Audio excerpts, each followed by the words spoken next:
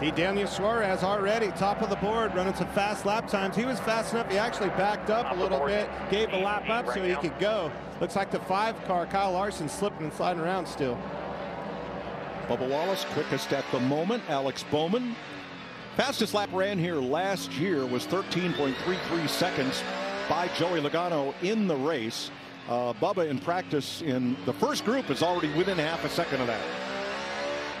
And listening to this in-car, something that we might hear, and I think you'll hear throughout the weekend, is that you're going to hear these guys shifting eventually. Last year, didn't really see it a lot. Chase Briscoe and maybe 1 or 2 other drivers did, but they had gearbox issues.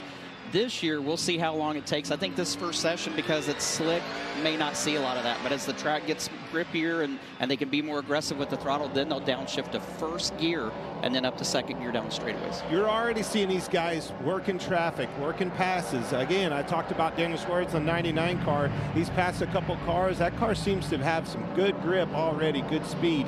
I don't know if that'll fall off on a long run, but for sure showing some upfront speed. We listened in on Daniel Suarez. Super dusty. Remember last year, we always looked for a hole and didn't race well in traffic, so I try to work these passes when you get there.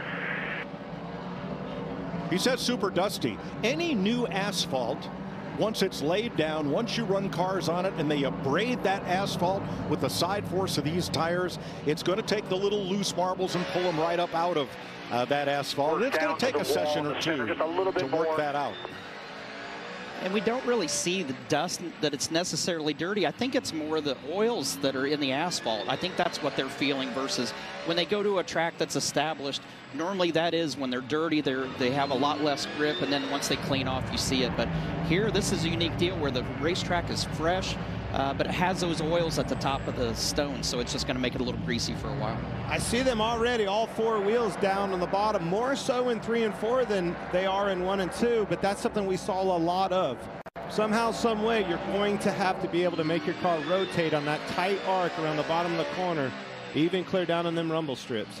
Didn't you run a pace car around here and find 3 and 4 very different from 1 and 2? I did. I got an opportunity to drive a couple laps yesterday just so I could get a perspective, but 1 and 2 felt really, really good. 3 and 4 actually felt really slick compared to the opposite end, so it'll be interesting to see as the sessions go on if 3 and 4 evens up to the grip that 1 and 2 have. Hold on a minute. I was there for that. He was giving ride-alongs, everybody, and there was somebody in there. It just so happened to be all of us were standing over there in 3 and 4 watching him, which is where those rear tires kept busting loose. Nothing over where nobody could see him. And just to dispel the rumors, Tony, did you or did you not brush the wall?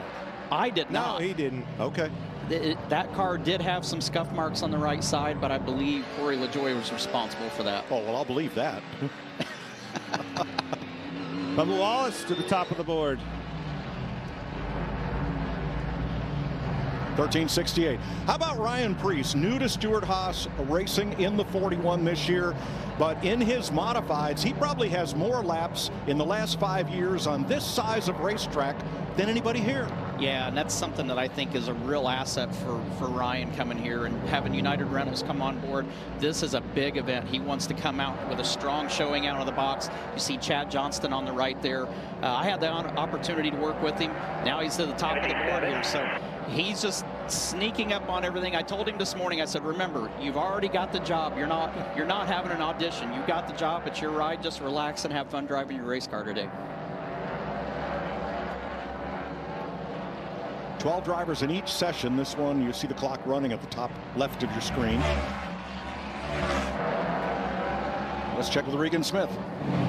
Well, Mike, what a difference a year makes. I was down here for this first practice session 1 year ago when these cars were new, this track was new, and it was a drastic difference from what we're seeing right now. Cars were locking up brakes. The cars were bouncing up and down, many of them having trouble getting them to settle on the brakes into the corner. This year, they are smooth on the brakes. They're not locking up brakes. The noses of the race cars are settling down into the racetrack. In the driver's hands, it looked like they were riding bucking Broncos last year out there on the racetrack. This year, their driver's hands are very smooth around the corners. Completely different so far. Very different. Truex. Yes. You took the words out of my mouth. Truex, you see, he really struggled, actually needed a provisional to get in this race last year. All of a sudden, boom. I feel like track's good enough. He's got the speed. He's back, looking good. Got that tracker boats looking on track. We just heard from the crew chief, the audio, asking him if he thought the track was good enough that he could try first gear. So these guys already have that mindset that they're going to be doing a lot of shifting from first to second gear down the straightaways back to first gear again once this racetrack gets more grip. All right, you're going to have to help me. Why is his lights blinking? That's a good diversion. It just shows how easy it is to distract you. Hey, scares me you didn't see him. So NASCAR has told the teams they have to run the full rain package in these cars just in case. That includes those lights at the top of the rear window, the rain lights. I think no, they shouldn't come on. I think he actually may accidentally hit the switch on the dash or something. Okay. Maybe it's a tactic. Keep them boys off of his bumper. 41's having trouble in 1 and 2.